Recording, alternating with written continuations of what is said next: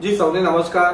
જે પરમ દિવસે અતિ ભારે વરસાદ અને તોફાનના કારણે દક્ષિણ ગુજરાતમાં તબાહી મચી હતી અને ખાસ કરીને અમારા વલસાડ જિલ્લામાં દરિયાકાંઠાના ગામો સાથે જ અમારા નવસારી જિલ્લામાં ચીખલી અને વાંસદા, ડાંગ અને સાથે સાથે ધરમપુર અને કપરાડામાં પણ નુકસાન પહોંચ્યું છે।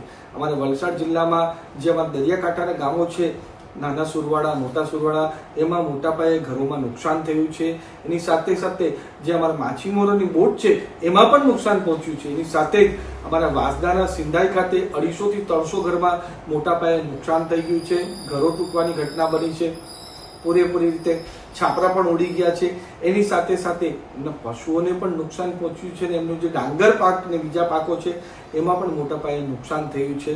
અને એના માટે કાલે હું પોતે સ્થળ પર બધી જગ્યાએ નિરીક્ષણ કર્યું છે, લોકોને મળ્યું છે ને શું સ્થિતિ છે એ મેં નજીકથી જાણવાનો પ્રયાસ કર્યો છે। અમારું તંત્ર પણ સાથે હતું અને તંત્ર પણ રાહતની કામગીરી પણ કરે છે અને સાથે સાથે સર્વેની કામગીરી પણ પૂરી રીતે ચાલી રહી છે।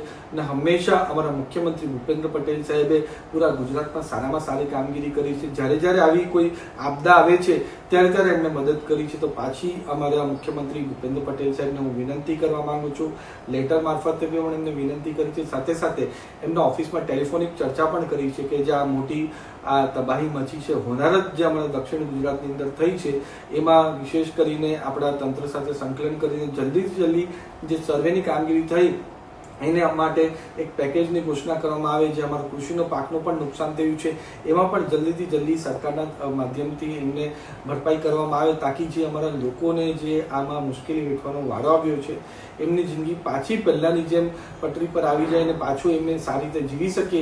એના માટે બધા સાથે મળીને પ્રયાસ કરીએ કે મુખ્યમંત્રી ભૂપેન્દ્ર પટેલ સાહેબને મેં વિનંતી કરી છે। મને 100% ખાતરી છે કે હંમેશાની જેમ ભૂપેન્દ્ર પટેલ સાહેબ આમાં પણ અમારી મદદ કરશે જ।